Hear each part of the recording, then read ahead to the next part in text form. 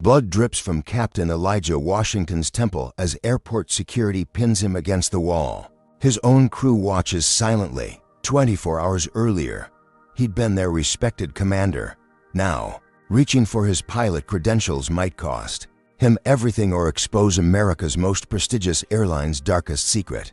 Before we dive into this shocking story, where are you watching from today? Hit that like button and subscribe if you've ever experienced workplace discrimination or simply believe in justice for all. The events you're about to witness will make you question everything about the airline industry's hidden culture. Captain Elijah Washington adjusted his tie in the mirror of his modest suburban New Jersey home. At 45, the 15-year veteran pilot for SkyNation Airlines still felt the same pride putting on his uniform as he had on his very first day. The 4 gold stripes on his sleeves gleamed in the early morning light, each one earned through years of perfect flight records, quick thinking during emergencies, and the quiet dignity with which he carried himself in an industry where people who looked like him represented less than 3% of commercial airline captains. "Dad, are you sure you'll make it back in time?" The voice came from his laptop, where his daughter Zoe's face filled the screen. Her warm brown eyes, so much like his late wife's, looked concerned. "Sweetheart, I wouldn't miss your white coat ceremony for anything in this world," Elijah promised, leaning closer to the camera. "This is just a quick turnaround to San Francisco. I'll be back Thursday night, and your ceremony isn't until Saturday morning. I've already arranged for the time off." Zoe's smile brightened the screen. At 24, she was about to receive her white coat, officially marking her transition into clinical medicine. "Mom would be so proud of us both," she said softly. "That she would," Elijah agreed, thinking of Serena, gone 5 years now after a battle with cancer. "She always said we'd have a doctor and a pilot in the family." After saying goodbye, Elijah grabbed his flight bag and headed out.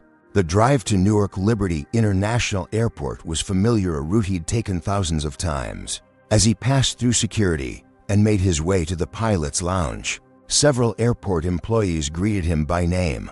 Elijah had built a reputation, not just as an exceptional pilot, but as someone who remembered the names of ground crew, gate agents, and maintenance staff alike. When he entered the crew room to prepare for flight SN138 to San Francisco, Elijah immediately noticed the new face. A white man in his mid-30s with meticulously combed blonde hair and a freshly pressed uniform was reviewing flight plans. At the table, "You must be First Officer Peterson," Elijah said, extending his hand. "I'm Captain Washington." Bradley Peterson looked up, his blue eyes registering something Elijah couldn't quite place before he stood and shook hands. "Yes, sir." Bradley Peterson, transferred from Atlantic Airways last month. "Welcome aboard. How are you finding SkyNation so far?" "Different protocols, but I'm adjusting," Bradley replied, his handshake notably brief. "I've been reviewing the flight plan. I noticed you typically take the northern route over Cleveland." Elijah nodded. "Better fuel efficiency and usually less turbulence this time of year." Bradley's lips tightened slightly. "At Atlantic, we preferred the southern route. Studies show it's actually more efficient." Elijah had encountered this before: new officers subtly questioning his judgment, rather than point out that he had literally written portions of SkyNation's fuel efficiency manual. He simply smiled. "We can discuss alternative routing if you'd like to present some data. For today, though, we'll stick with what dispatch has approved." As they continued the pre-flight briefing, Elijah noticed other subtle signs of discomfort. The lead flight attendant, Vanessa Klein, barely made eye contact during introductions. When he asked specific questions about cabin readiness, she directed her answers to Bradley instead. While heading to his locker to stow his personal items, Elijah ran into Raymond Turner, a ground crew supervisor and friend for over a decade. "Elijah," Raymond said quietly, pulling him aside, "just a heads up. There's been some talk about you in management lately." "What kind of talk?" Elijah frowned. "Nothing specific. Just be careful. Some of these new transfers from other airlines, they've been filing reports on small procedural stuff. Seems targeted, if you ask me." "Thanks for the warning," Elijah said, clapping his friend on the shoulder. When he reached his locker, another surprise awaited. His name badge, the one with his captain's credentials and security clearances, was missing. After searching thoroughly, he had to request a temporary credential from operations, delaying his pre-flight procedures by 15 minutes. As passengers began boarding, Elijah conducted his exterior inspection of the Boeing 787 Dreamliner, walking beneath the massive wings, checking control surfaces, and examining engine intakes had always been a calming ritual. Today, however, he couldn't shake an uneasy feeling near the forward cargo hold. He overheard Bradley's voice from around the nose of the aircraft. "Yes, I'm documenting everything," Bradley was saying in a hushed tone. "Trust me, procedure. Violations won't be tolerated, no matter how much seniority he has." Elijah cleared his throat as he rounded the nose, and Bradley quickly ended his call, slipping the phone into his pocket. "Everything okay, First Officer?" Elijah asked casually. "Yes, Captain. Just confirming some details with operations," Bradley replied smoothly. When Elijah finally entered the cockpit to begin his preparation, he found all of his settings altered. The seat had been moved, the display configurations changed, and even the air vent direction adjusted. These were small things, petty, really, but in the highly procedural world of commercial aviation, they sent a clear message. Someone had been in his space, breaking protocol. Rather than make an issue of it, Elijah calmly reset everything to his preferences and began the pre-flight checklist. As a black man who had made it to the highest levels of commercial aviation, he had learned long ago which battles were worth fighting. For now, he would focus on what mattered most: safely flying 300 passengers to San Francisco. What he didn't realize was that this flight would become the most important battle of his career. 3 hours into the flight, cruising at 38,000 feet over the Midwest, Elijah unbuckled his seatbelt. "I'm going to take a quick bathroom break," he told Bradley, who nodded without looking up from the instruments. "I'll hold down the fort, Captain," Bradley replied, his tone professionally detached. The cockpit door automatically locked behind Elijah as he stepped into the first-class cabin. The lead flight attendant, Mia Rodriguez, was organizing the galley when she saw him. Something in her expression changed, a flash of what looked like worry crossing her features. "Everything okay, Mia?" Elijah asked. "Yes, Captain," she answered quickly. "Can I get you anything?" "No, thank you. Just using the lavatory." As he moved past her, Elijah noticed her hands were shaking slightly. In his 15 years as a commercial pilot, he had developed an instinct for when something wasn't right on his aircraft. Right now, that instinct was screaming at him. After using the restroom, Elijah returned to the cockpit door and executed the standard knock pattern that all pilots used, a security measure implemented after 9/11s. He waited for the typical camera check and door release. Nothing happened. He repeated the knock sequence, thinking perhaps Bradley hadn't heard him the first time. Still nothing.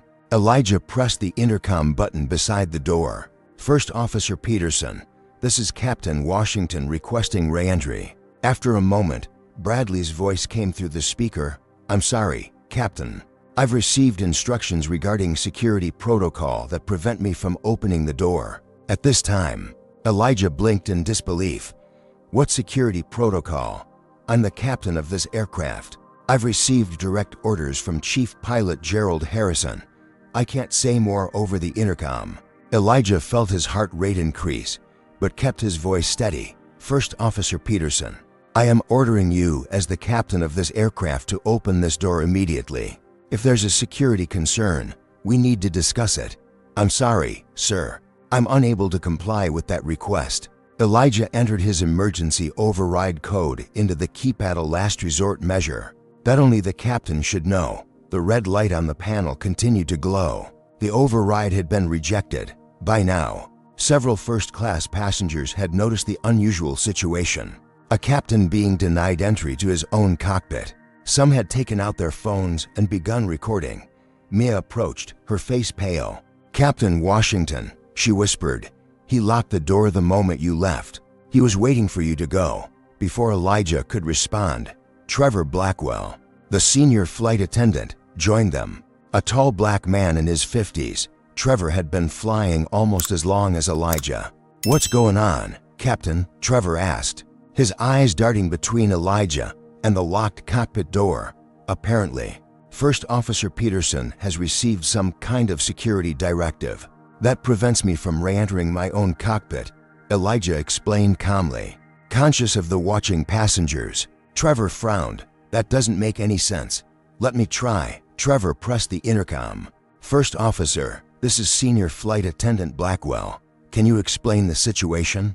"This is a security matter, Mr. Blackwell," Bradley's voice came back. "Please return to your duties and ensure Captain Washington remains in the cabin with the passengers." "Sir, I've worked for this airline for 27 years, and I've never heard of such a protocol," Trevor said firmly. "Nevertheless, those are my instructions. Also, please inform the passengers that we're making a slight course adjustment due to weather. We'll be landing in Denver to address a mechanical issue." Elijah's eyes widened. "Denver? There's no mechanical issue, and the weather is clear all the way to San Francisco." He took out his company phone and called SkyNation's air traffic coordination desk, using his security clearance to get through immediately. "This is Captain Elijah Washington on flight SN1382. Has my aircraft declared an emergency or requested a diversion to Denver?" The coordinator sounded confused. "No, Captain. We show your flight proceeding normally to San Francisco. Is there an issue we should be aware of? I'm trying to determine that myself," Elijah replied grimly, ending the call. The plane banked slightly to the south. Bradley was indeed changing course. Passengers were now openly staring and whispering. A middle-aged woman approached Elijah. "Excuse me, aren't you supposed to be flying the plane?" she asked, her voice tight with anxiety. "Ma'am, I'm handling a procedural issue. Everything is under control," Elijah assured her, though he was beginning to doubt that himself. Whatever was happening, it was now clear this was no standard security protocol. This was something else entirely, and Elijah Washington was not about to let someone else commandeer his aircraft without a fight. What happens when the person you trusted as your second in command betrays you at 38,000 feet? Drop a number 1 in the comments if you'd fight back immediately, or a number 2 if you'd try diplomacy first. Like this video if you've ever been undermined at work, and subscribe to see more stories of justice served. Now, how would Captain Washington respond to this unprecedented betrayal? Elijah's mind raced through his options, with the cockpit door locked against him and the aircraft veering off course. He needed to establish control of the situation quickly. Using his satellite phone, a backup communication device rarely needed, he called SkyNation's operations center directly. "This is Captain Elijah Washington on flight SN1382. I need to speak with the Director of Operations immediately. This is a code yellow situation." The code indicated a significant operational issue short of an emergency. After a tense minute, Victoria Adams, the Director of Operations, came on the line. "Captain Washington, what's the situation?" "Director Adams, I've been locked out of my own cockpit by First Officer Peterson. He claims to have orders from Chief Pilot Harrison, but won't elaborate. Now he's diverting to Denver without authorization, claiming mechanical issues that don't exist." There was a stunned silence on the other end. "He's done what? I've never heard of anything like this." "Neither have I," Elijah replied grimly. "I need authorization to regain command of my aircraft immediately." "Of course you have it. This is completely irregular. Let me contact Chief Pilot Harrison and get back to you right away. In the meantime, I'll notify Denver that there's a situation aboard your flight." As Elijah ended the call, the cabin PA system crackled to life with Bradley's voice. "Ladies and gentlemen, this is First Officer Peterson speaking. Due to health concerns with Captain Washington, I've assumed command of the aircraft per SkyNation protocol. We'll be landing in Denver in approximately 45 minutes to address this situation and a minor mechanical issue. Please remain calm and seated. There's no danger to the flight." Murmurs immediately spread throughout the cabin. Passengers looked to Elijah with confusion and concern. Some seemed frightened, others suspicious. Elijah could feel their eyes judging him, wondering what health concerns might justify such an extraordinary measure. "That's a blatant lie," Elijah told Trevor quietly. "I'm in perfect health, This is something else. Trevor nodded, his expression grim. Captain, I think you should see this. He pulled out his phone and showed Elijah a series of text messages. I'm in a group chat with some of the crew. These were sent before we even took off. Elijah scrolled through the messages, his blood running cold. Bradley, everyone clear on today's procedure? Vanessa, I don't feel right about this. He seems like a good captain. Bradley, it's not personal. PureFlight has determined he's not meeting standards. Just follow the plan. Unknown number, remember, wait until cruising altitude. Make it look procedural. What the hell is PureFlight? Elijah asked. Trevor's voice dropped to a whisper. It's a secret group. Pilots, mostly, but some management too. They believe minorities and women have lowered the standards of aviation. They've been working to force out non-white pilots through false reports, intimidation, engineered incidents. How do you know about this? My brother-in-law is a pilot for United. He was approached to join, turned them down flat, and warned me about it. Trevor looked around cautiously. They're organized, Captain, and they've got people in multiple airlines. Elijah felt a chill run through him. Throughout his career, he'd encountered racism in various forms, subtly being passed over for promotions. Passengers occasionally questioning his credentials. The extra scrutiny his mistakes received compared to his white counterparts. But this was different. This was coordinated, premeditated discrimination disguised as safety protocol. Spotting Vanessa nervously arranging drinks in the galley, Elijah approached her. Vanessa, we need to talk. She flinched visibly. Captain, I have duties to attend to. Your primary duty is the safety of this aircraft, which is currently being compromised. What's going on? Her eyes darted around, looking for escape, finding none. Her composure cracked. I'm sorry, she whispered, tears forming. He said if I didn't help, he'd report my mother. She's undocumented. We need my job for her medical treatments. Who threatened you? Bradley? She nodded almost imperceptibly. There are more of them than you know. In management, in scheduling, everywhere. They can make life impossible for anyone who doesn't cooperate. As they were speaking, a man in business casual clothing approached. Captain Washington, Air Marshal Calvin Rogers. He showed his credentials discreetly. Can we speak? Privately, in a quiet corner, Rogers got straight to the point. First Officer Peterson contacted me directly through the secure channel. He claims you're experiencing cognitive issues that could endanger the flight. Protocol suggests I support the current commanding officer until we're on the ground.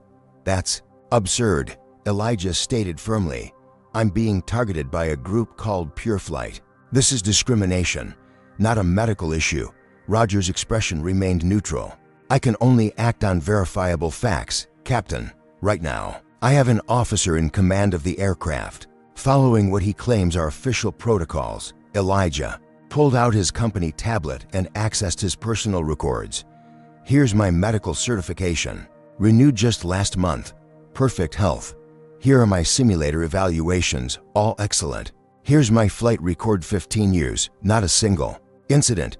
What exactly are these cognitive issues Peterson is claiming? Rogers reviewed the documents, his professional demeanor slightly cracking. He wasn't specific, just said you were making concerning statements and seemed disoriented. Do I seem disoriented to you, Marshal? No, sir, you don't. Rogers looked troubled now. But I still can't intervene in cockpit command without clear evidence of wrongdoing. Until we land, my aircraft is being essentially hijacked by my first officer.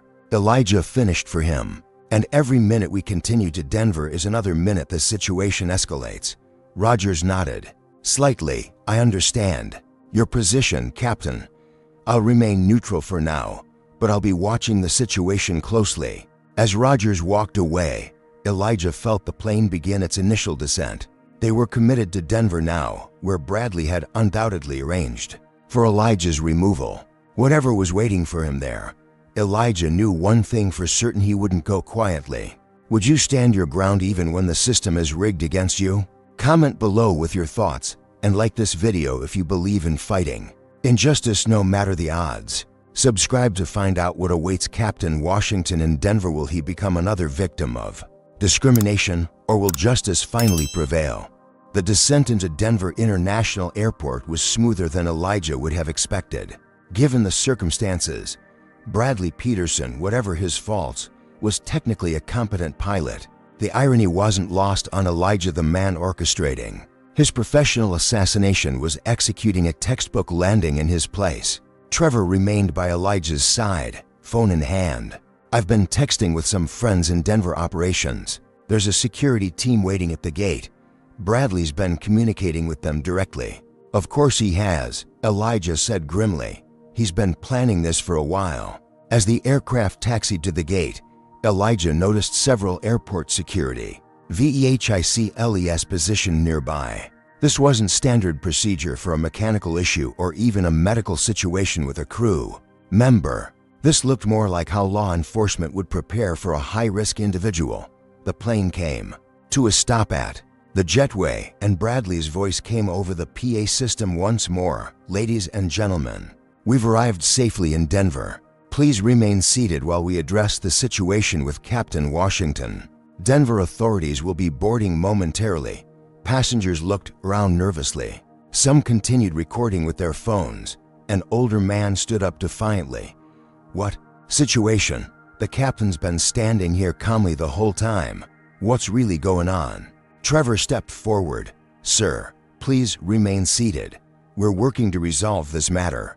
The cabin door opened, and four airport security officers boarded, led by a tall white man with a crew cut and a permanent scowl etched into his features. His nameplate read Chief M. Webb. "Captain Washington," he called out, scanning the cabin. Elijah stepped forward, maintaining his professional demeanor. "I'm Captain Washington." At that moment, the cockpit door finally opened, and Bradley emerged, looking solemn yet somehow satisfied. He handed a folder to Chief Webb. "Here's the emergency protocol documentation. As you can see, Captain Washington was removed from command due to concerns about his fitness for duty." Elijah held out his hand. "May I see that documentation, please?" Webb ignored him. Flipping through the papers Bradley had provided. "Seems in order. Captain Washington, you'll need to come with us for evaluation. I'm still the commanding officer of this aircraft," Elijah stated firmly, pulling out his captain's credentials. "There's no protocol that allows a first officer to lock the captain out of the cockpit without clear evidence of incapacitation, which I am obviously not. This is a coordinated effort to remove me from my position based on discriminatory motives." Webb barely glanced at Elijah's credentials. "Sir, I don't get involved in airline politics. I have paperwork here signed by a SkyNation chief pilot authorizing this action. You can take it up with your airline after you come with us." Several passengers had their phones out now, live streaming the confrontation. A woman in the second row stood up. "This is wrong. He hasn't done anything." "Ma'am, please stay seated," Webb ordered. Trevor stepped closer. "Chief Webb, I'm Senior Flight Attendant Trevor Blackwell. I've been with this airline for 27 years. I can verify that Captain Washington has shown no signs of any issues that would warrant this kind of action. In fact, First Officer Peterson's behavior is the concerning issue here." Webb's jaw tightened. "Sir, this doesn't concern you. Actually, it concerns everyone on this aircraft," came a confident female voice. A black woman in her 40s stood up from first class. "I'm Dr. Amara Johnson, Chief of Neurosurgery at San Francisco General. I've been observing Captain Washington since this situation began. As a medical professional, I can state unequivocally that he displays no signs of cognitive impairment or any condition that would justify his removal." Bradley's face reddened. "With all due respect, Doctor, you haven't observed him in the cockpit where the concerning behavior occurred. And what specific behaviors were those?" Dr. Johnson challenged. Bradley hesitated. "That's confidential. Airline information." Elijah pulled out his phone. "I'm calling Howard Mitchell, the CEO of SkyNation, directly." He dialed the number one rarely used, but provided to all captains for emergency situations. The call went to voicemail. Elijah left a terse message explaining the situation. "Enough of this," Webb said. "Captain Washington, you're coming with us now. We can sort this out on the ground." "I am on the ground," Elijah pointed out, "And I'm not leaving this aircraft until I speak with someone from SkyNation management who can verify these so-called protocols." Webb nodded to his officers. "Escort Captain Washington off the aircraft." Two officers moved toward Elijah. He held up his hands. "I'm not resisting, but I am reaching for my additional identification in my inside pocket, which includes my air transport pilot certification and medical documents." As Elijah reached slowly into his jacket, one of the officers suddenly grabbed his arm, twisting it behind him. "He's reaching for something," the officer shouted, using much more force than necessary. "It's just my ID," Elijah protested. The second officer slammed Elijah against the bulkhead. When Elijah tried to turn his head to explain, the officer shoved his face against the wall. His temple hit a protruding oxygen mask compartment, breaking the skin. Blood began trickling down the side of his face. "Stop it," Dr. Johnson shouted. "This is assault." Passengers were on their feet now, phones recording everything. The hashtag Captain Elijah was already trending on social media as live streams captured the moment. A respected airline captain, who happened to be black, was bloodied for simply reaching for his identification. The officers handcuffed Elijah and began marching him toward the door. As they passed Bradley, Elijah looked him directly in the eyes. "This isn't over," he said quietly. Bradley's smug expression faltered slightly. "It is for you." As Elijah was escorted through the terminal in handcuffs, blood still on his face, hundreds of phones captured the moment. What Bradley and his PureFlight associates didn't realize was that in trying to end Elijah Washington's career, they had instead turned him into a symbol and unwittingly exposed themselves to the harsh light of public scrutiny. By the time Elijah reached the airport security office, the video of his arrest had already gone viral. The image of a uniformed black airline captain with blood running down his face, being led away in handcuffs while calmly stating his credentials, struck a chord that resonated far beyond the aviation community. Within 2 hours, #Captain Elijah and #SkyNation Shame were trending nationwide. The original videos posted by passengers had been viewed millions of times. Cable news networks picked up the story, running the footage on repeat while aviation experts expressed shock at the unprecedented situation. Back on the aircraft, Trevor Blackwell had quietly organized a passenger rebellion of sorts. Working with Dr. Amara Johnson, he moved through the cabin collecting contact information and testimonials from willing passengers, what they did too. Captain Washington was wrong, a businessman told Trevor, handing over his business card. "I've flown over 2,000,000 miles, and I've never seen anything like this. Count me in for whatever statement you need." Dr. Johnson was even more direct in her approach. "As medical professionals, we have an ethical obligation to speak up when we witness abuse of power," she told a group of passengers. "What we just saw was a textbook example of racial profiling disguised as procedure." Meanwhile, Bradley Peterson had managed to secure a replacement first officer from Denver and was preparing the aircraft to continue to San Francisco without the original captain and with many deeply disturbed passengers. While he was conducting his pre-flight checks, a notification lit up his phone. His face paled as he read a text from a fellow PureFlight member. "Videos everywhere. Damage control needed ASAP." Switching to a news app, Bradley saw his own face, captured in the background of one of the viral videos, smirking as Elijah was led away bleeding. The caption read, "First officer who locked black captain out of cockpit watches arrest." With satisfaction, Bradley immediately called Gerald Harrison, SkyNation's chief pilot and a senior PureFlight member. "It's a disaster," Bradley hissed into the phone. "They're making him look like a victim." "Stick to the script," Harrison replied coldly. "He became erratic in the cockpit. You followed protocol for an impaired pilot. Nothing more to it. There are hundreds of witnesses. Passengers don't understand aviation procedures. We'll handle the PR.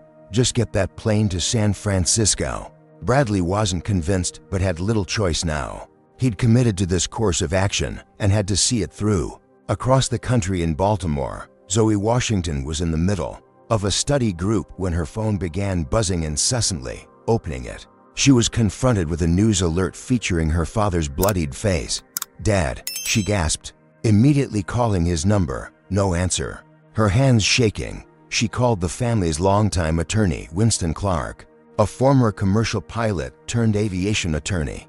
"Winston, something's happened to Dad. It's all over the news."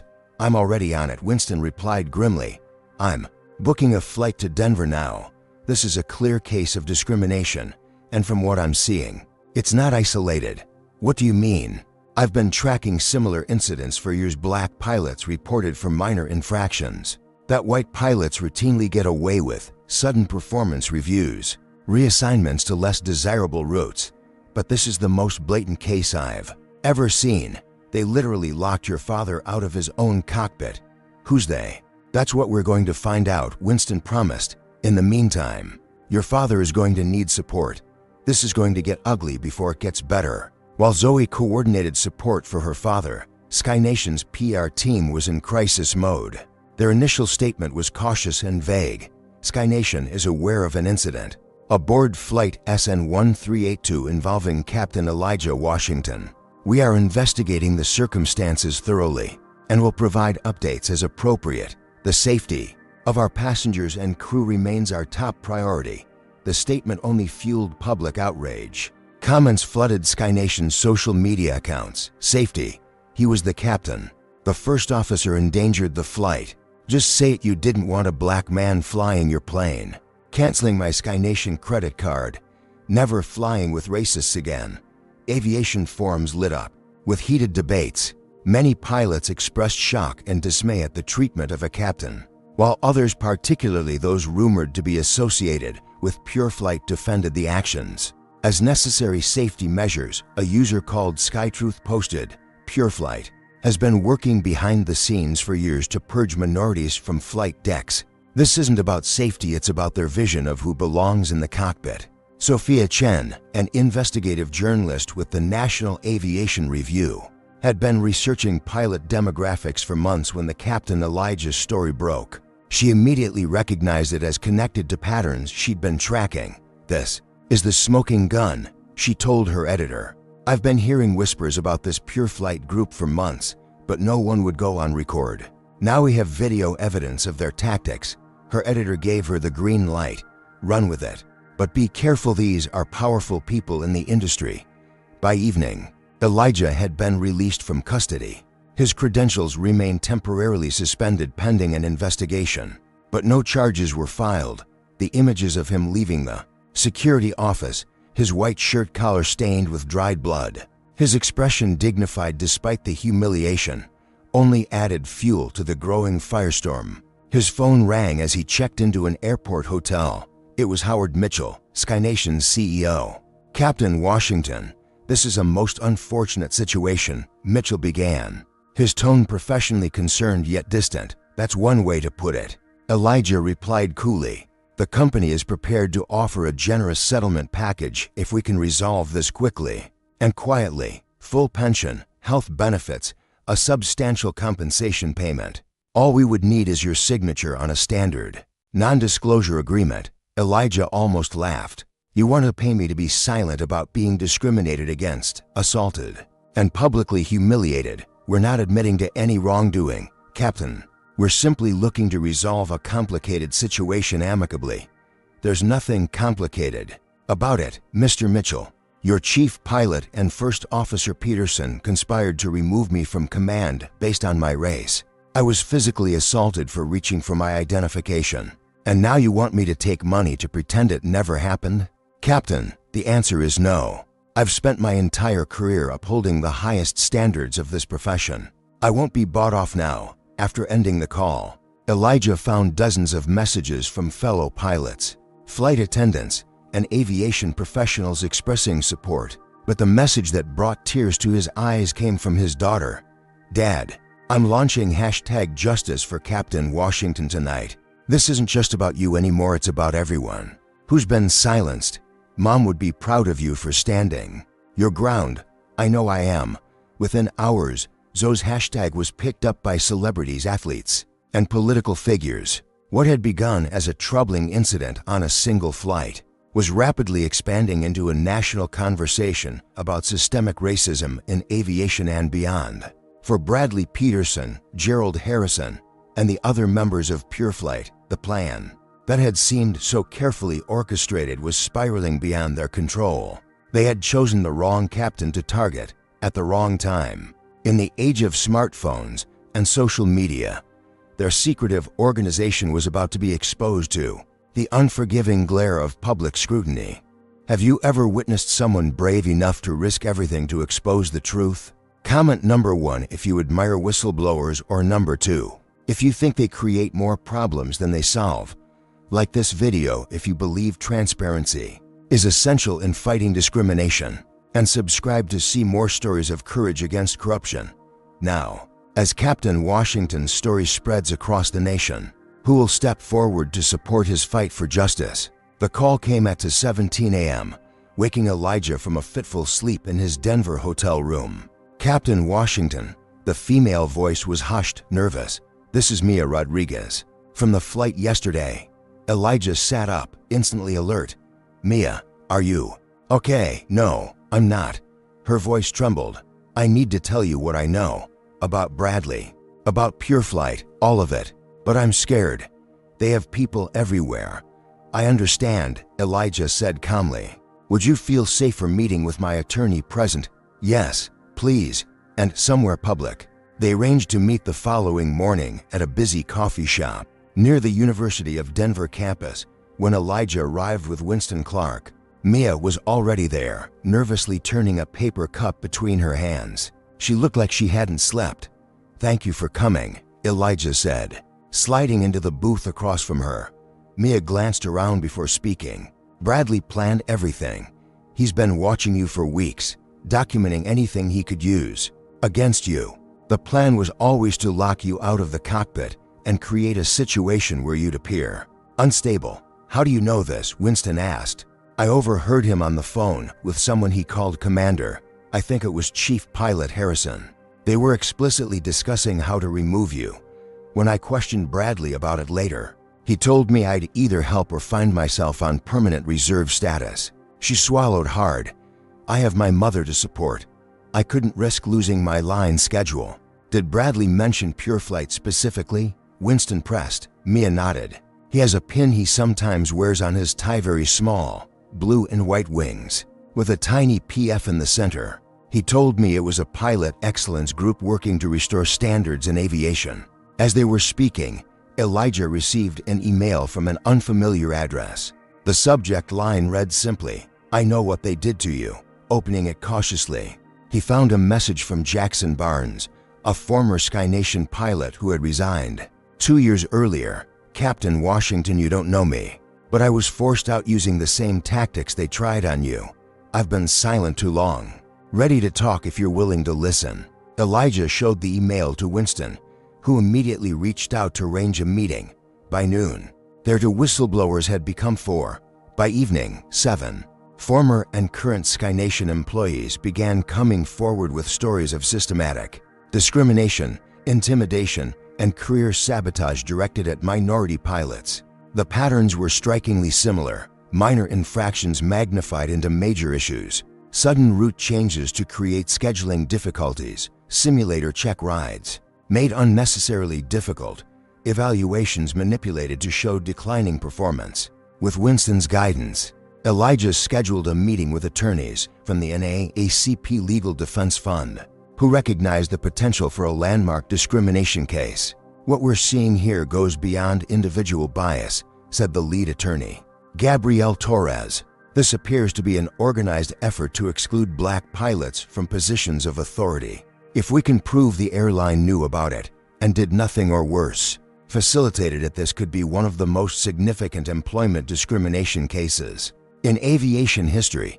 While Elijah built his legal case, Sophia Chen from the National Aviation Review was piecing together the larger story of PureFlight. Through confidential sources and painstaking research, she uncovered evidence suggesting the group had placed members in at least 12 major airlines across the country. Her breakthrough came when she obtained internal communications showing how members identified and targeted minority pilots for removal. The language was clinical, referring to targets as standard deviations and procedural correction candidates, but the intent was unmistakable. When Sophia requested access to Flight SN1382's data recorder information, the black box that would have captured all cockpit conversations Skynation claimed technical issues had corrupted the data, this obvious obstruction only intensified media scrutiny as public pressure mounted. Victoria Adams, the director of operations, who had initially spoken with Elijah during the flight, requested a private meeting. They met at a small restaurant near the airport, where Victoria nervously slid a USB drive across the table. "These are internal emails," she whispered. "They go back 3 years and show exactly how they've been targeting black pilots. I've been documenting it since I noticed the pattern, but I didn't have enough proof to go public. Until now. Why are you risking your career to help me?" Elijah asked. Victoria's eyes filled with tears.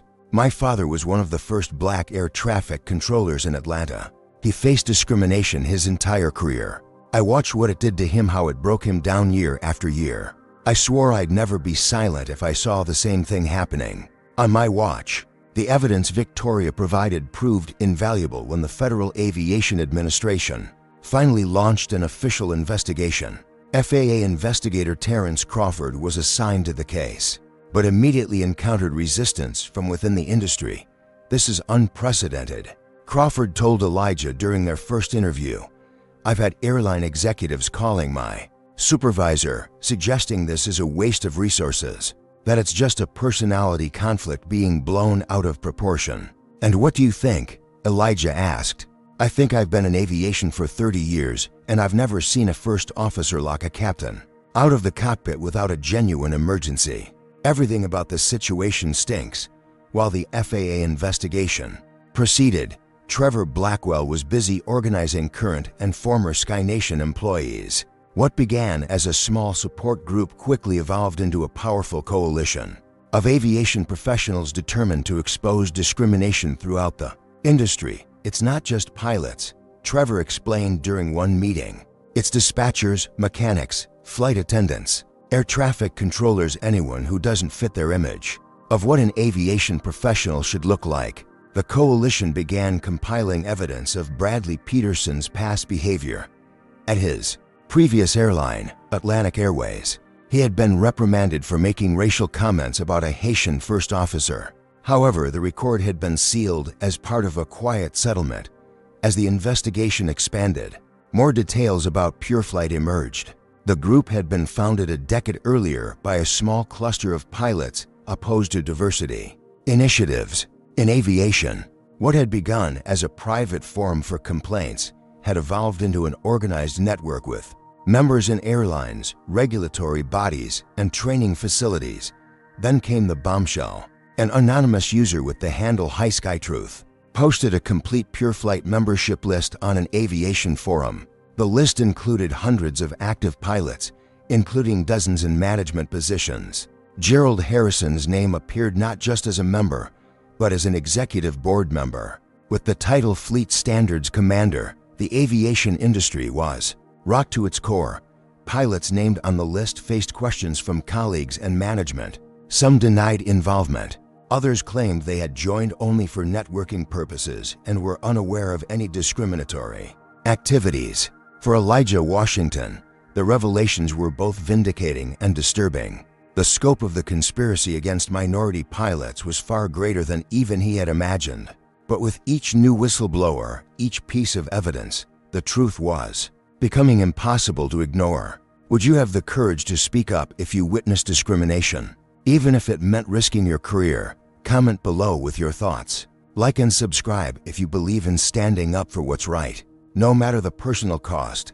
Now, as more insiders come forward, will Skynation face the consequences of their actions or find a way to bury the truth? The morning after the PureFlight membership list leaked, Skynation's stock plummeted 17%. Corporate clients, including tech giants and consulting firms with strong diversity commitments, began suspending their business travel contracts. The hashtag boycott Skynation was trending across platforms. Inside Skynation's gleaming headquarters in Atlanta, An emergency board meeting had been called. Howard Mitchell paced the room, his normally composed demeanor shattered by the crisis. "This is an unmitigated disaster," he told the assembled executives and board members. "Our reputation is in free fall. Bookings are down 30%. We're hemorrhaging corporate accounts. We need to get ahead of this," said Patricia Reynolds, the head of public relations. "I suggest we place Bradley Peterson and Gerald Harrison on administrative leave immediately, pending investigation, administrative leave with pay," clarified Thomas Wilson from legal. "We can't appear to be admitting fault." "What about Captain Washington?" asked Alexandra Rivers, one of the black women on the board. "While Peterson gets paid leave, the victim of this discrimination remains suspended without pay." "How exactly is that going to look to the public?" Howard Mitchell sighed. "Alexandra, we need to be careful about legal exposure here. If we reinstate Washington now, it could be seen as admitting fault in a potential lawsuit. So we're more worried about legal technicalities than doing what's right," Alexandra pressed. "This company was founded with a commitment to equality. My father served on this board for 20 years, and he would be ashamed of how we're handling this." The tension in the room was palpable. Finally, CFO Richard Donnelly spoke up. "The financial reality is stark.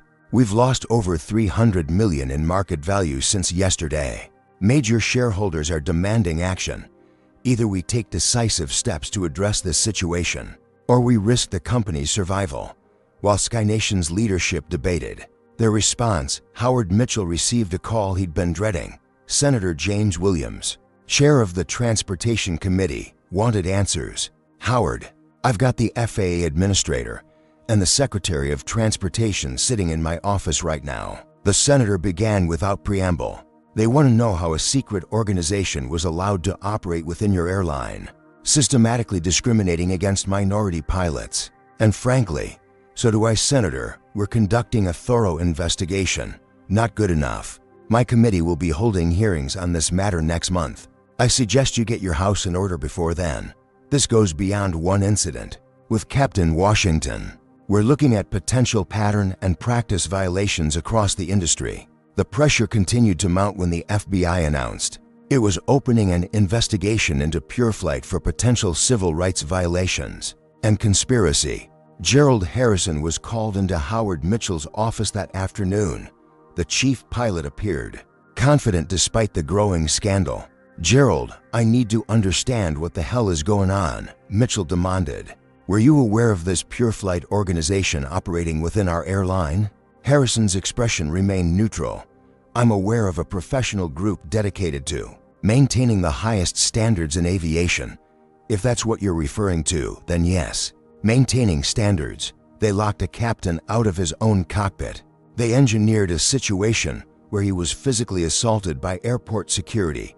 With respect, sir, that's one interpretation of events." Mitchell stared at him incredulously. "Is it true you're on their executive board? I participate in various professional organizations.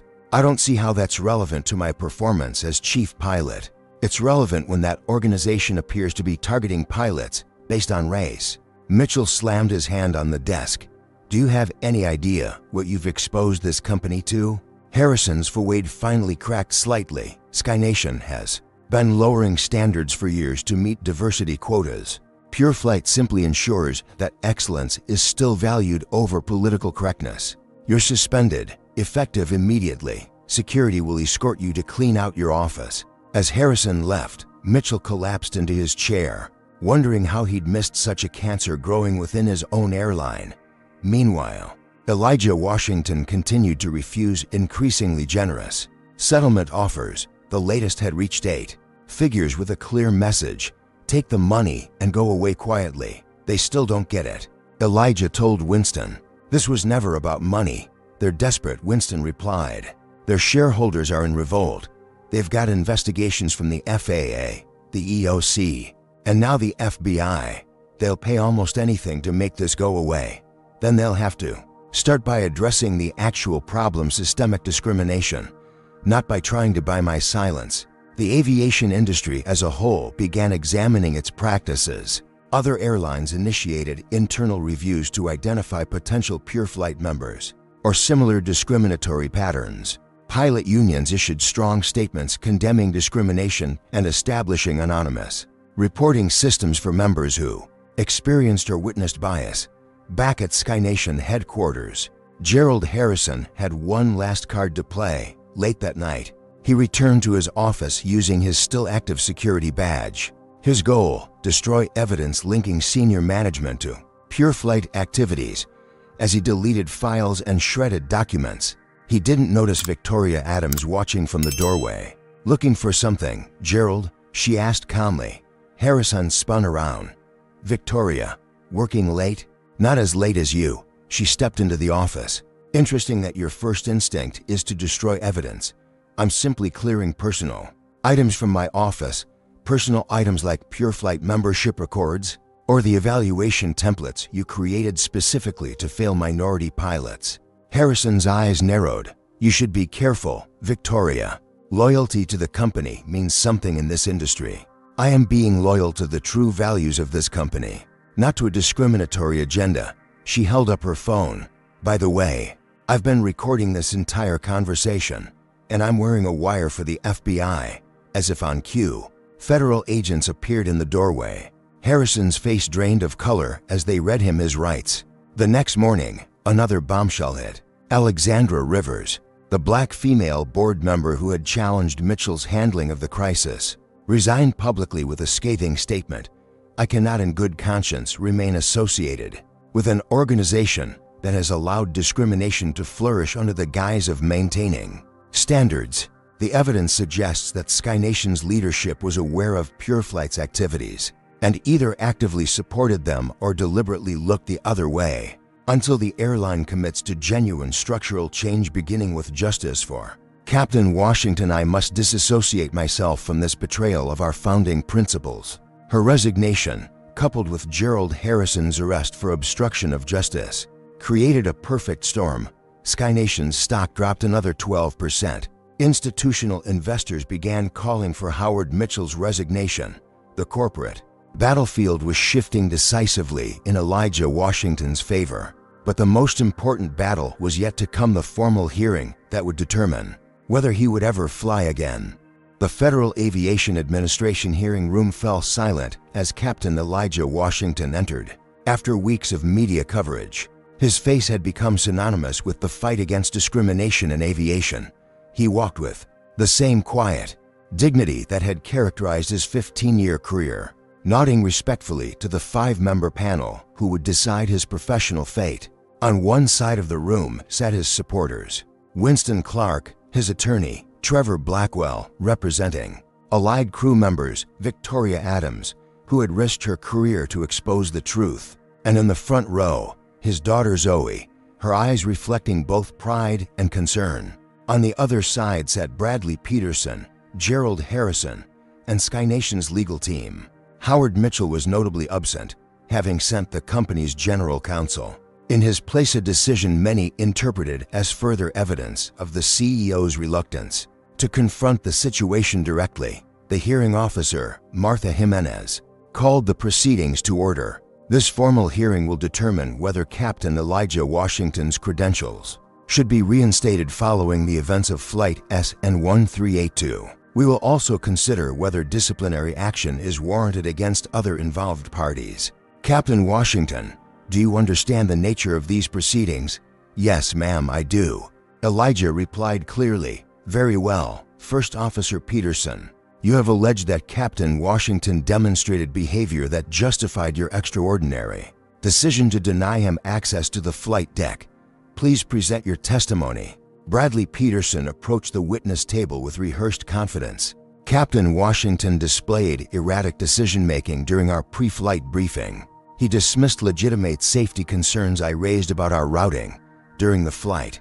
He made comments that concerned me regarding his mental state. Following SkyNation's protocol for potentially incapacitated pilots, I contacted Chief Pilot Harrison, who authorized the cockpit lockout procedure." Winston Clark's cross-examination was surgical. "First Officer Peterson, can you cite the specific SkyNation protocol that authorizes locking a captain out of his own cockpit?" Bradley shifted uncomfortably. "It's a special procedure for Unusual situations. Can you provide the document number or section of the operations manual where this procedure is described? I don't have the exact reference.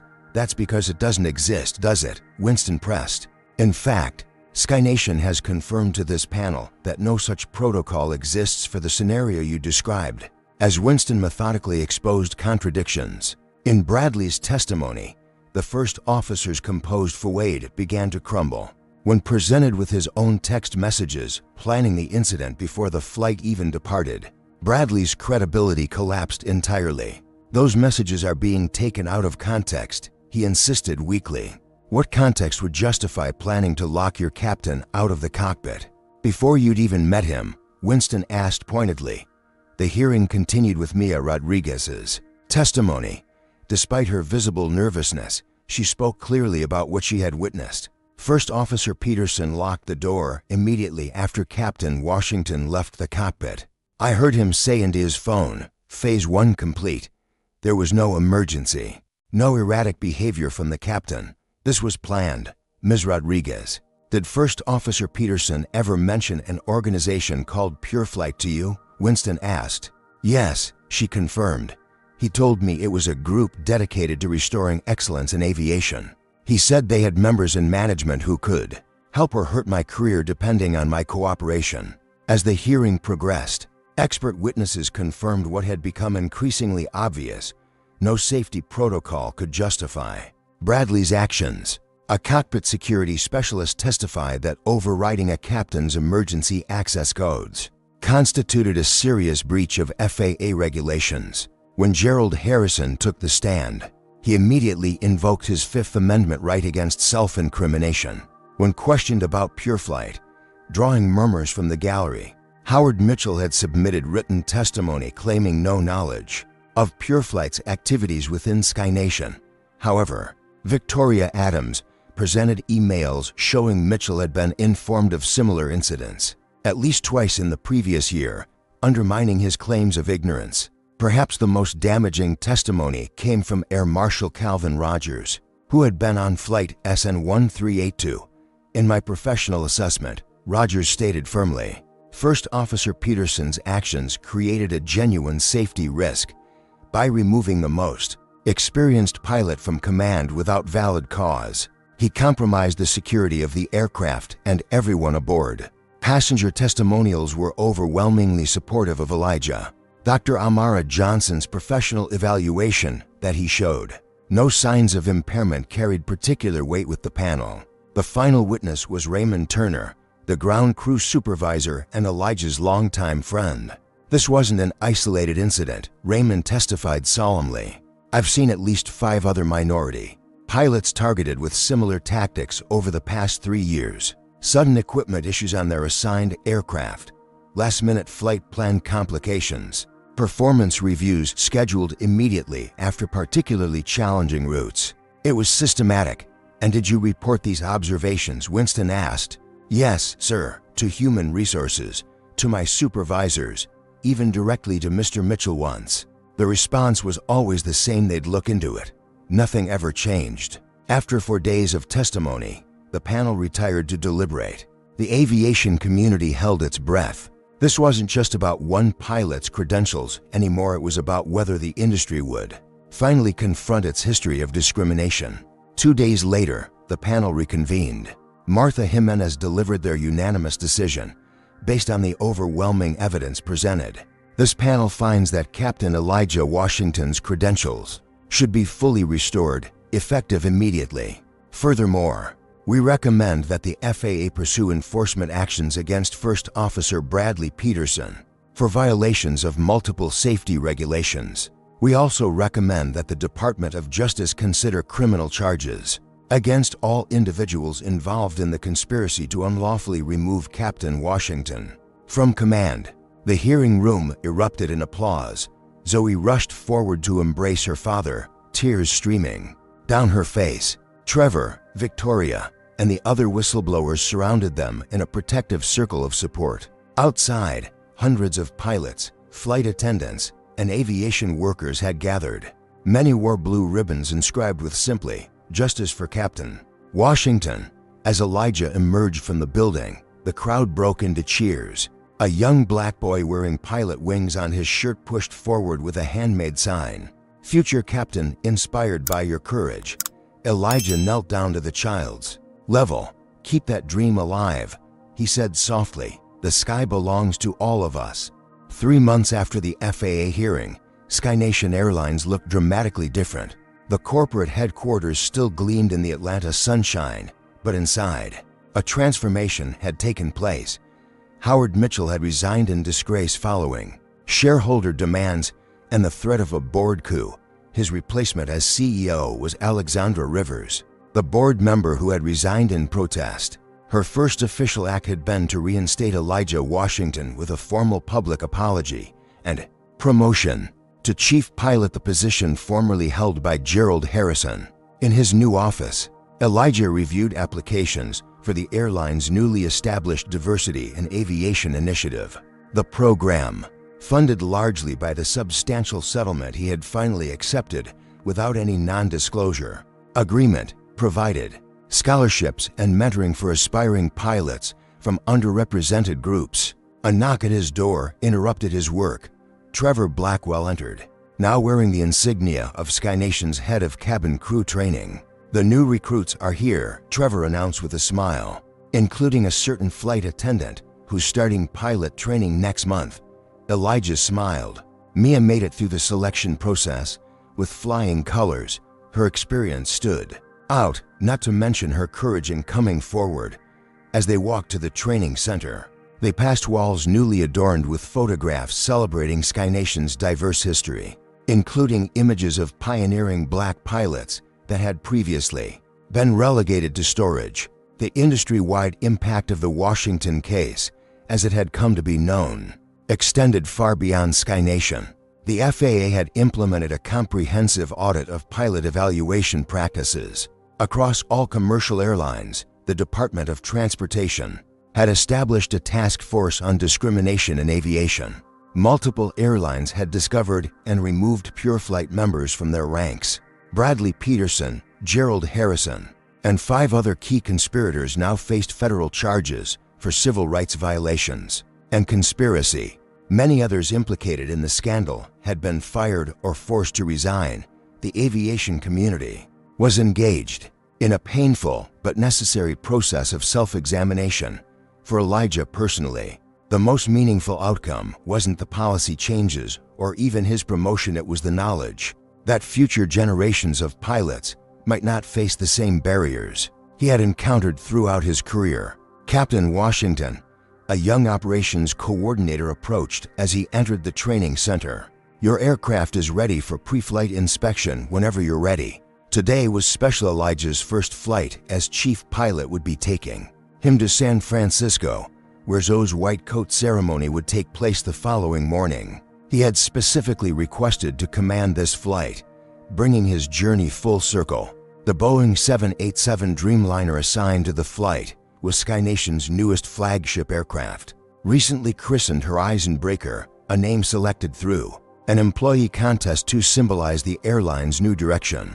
As passengers began boarding, Elijah stood at the aircraft door, welcoming them aboard. Many recognized him, some asking for photos or simply shaking his hand with murmured thanks. A family approached parents with a young black boy about 8 years old, wearing an aviation-themed t-shirt. "Captain Washington," the father said, "my son William has a question for you." The boy looked up with wide eyes. "Can I see the cockpit, sir? I want to be a pilot too." "Of course you can," Elijah replied warmly. "Come with me." In the cockpit, he showed William the controls, explaining each instrument with patience and enthusiasm. The boy's eyes grew wider with each explanation. "It looks complicated," William said. "It is at first," Elijah acknowledged. "But with study and practice, you can master it. The sky doesn't care what you look like, only that you respect it and understand it." As the boy left with his parents, Elijah's new first officer, Gabriela Ramirez, entered the cockpit. "That was nice of you," she commented, preparing her side of the flight deck. "Just paying it forward." Elijah replied, "Someone did the same for me when I was his age. It makes a difference, seeing someone who looks like you in the captain's chair." They completed their pre-flight checks with practiced efficiency. As they prepared for pushback, Elijah's phone buzzed with a news alert. Congressional investigation confirms PureFlight members systematically removed from all U.S. airlines. Following Washington case, Elijah smiled as he powered down his phone. Justice had taken flight, and its wings were strong. As the massive engines spooled up and the aircraft began its journey down the runway, Elijah felt a profound sense of closure. The same hands that had once been handcuffed for reaching for his ID were now guiding hundreds of passengers safely into the sky. The Dreamliner lifted gracefully into the clouds, climbing toward the endless blue. For Captain Elijah Washington, and for those who would follow in his contrail, the horizon had indeed been broken open, revealing skies of boundless possibility. Captain Washington's story teaches us that silence perpetuates injustice, while courage transforms systems. One person's refusal to accept discrimination created ripples that changed an entire industry. True change requires both individual bravery and collective action. Elijah stood firm, but needed whistleblowers, witnesses, and allies to achieve justice. The story reminds us that discrimination often hides behind protocols and standards that appear neutral but are selectively enforced. Technology democratized truth-telling without passengers' videos. The airline might have buried this incident. Most importantly, institutional racism requires institutional solutions. SkyNation's transformation came not just from removing bad actors, but through new leadership, accountability structures, and pathways for underrepresented groups. Victory isn't just about personal vindication, it's about creating opportunities for the next generation so they won't face the same battles. Has discrimination ever hidden behind procedures or standards in your workplace? Share your experiences in the comments. If Captain Washington's courage inspired you, please hit that like button and subscribe for more powerful racism stories that expose injustice and celebrate resilience. Have you witnessed someone standing up against discrimination? Tell us how it changed your perspective. Thank you for witnessing this journey of transformation. May we all find the courage to speak truth to power when necessary and create more inclusive spaces wherever we go.